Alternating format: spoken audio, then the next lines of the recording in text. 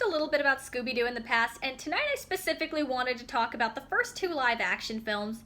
They are cheesy, but they have a special place in my heart. They are nostalgic. I saw both of them in theaters when they did come out.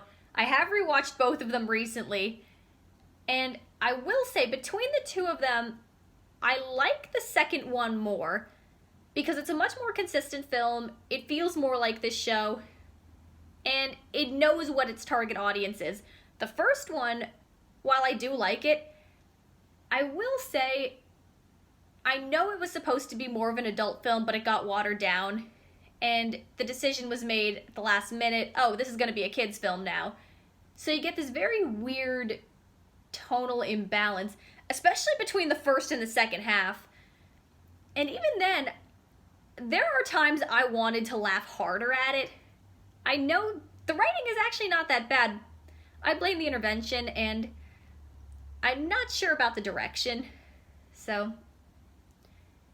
there were a couple jokes I could tell were watered down. There's one where they sneak Scooby-Doo on a plane and he sees a cat, then he starts chasing it. Shaggy says, "No, Scooby, no, don't eat the kitty."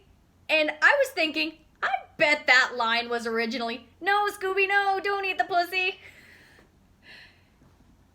Maybe it was, maybe it wasn't, but that's my conspiracy theory. And I really like the casting. The cast was so perfect. They fit the roles well. When I saw that, I thought, oh my god, that is the Scooby-Doo characters come to life. Those are the real Scooby-Doo characters. They're so good. I know the first one is set up. The way it's cast, it is set up much more like an adult film. It shows.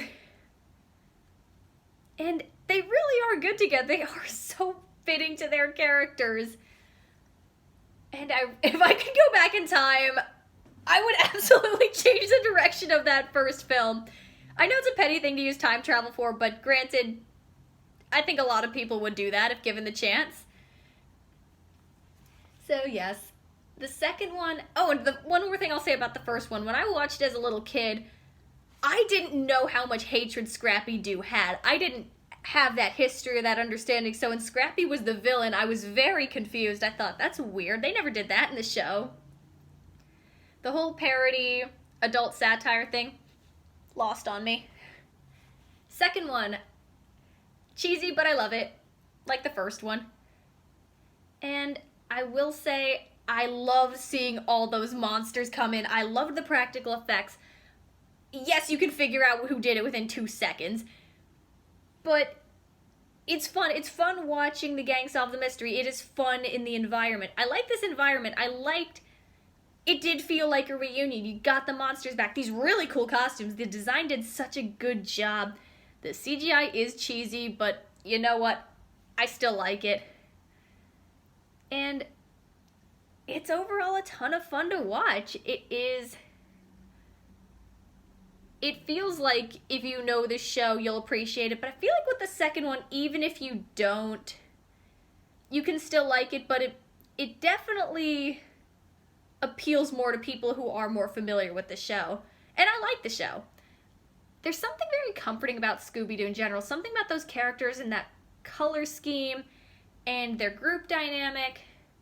That environment and the monsters and the designs, the mysteries, they're simple, yeah. I will admit, I could never figure out who did it. Of the two choices, I always guessed wrong in the original.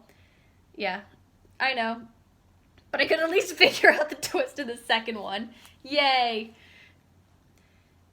And it's overall a pleasant experience. Is it super highbrow? No. Is it groundbreaking? No. But it's comforting, it's simple, and it's charming.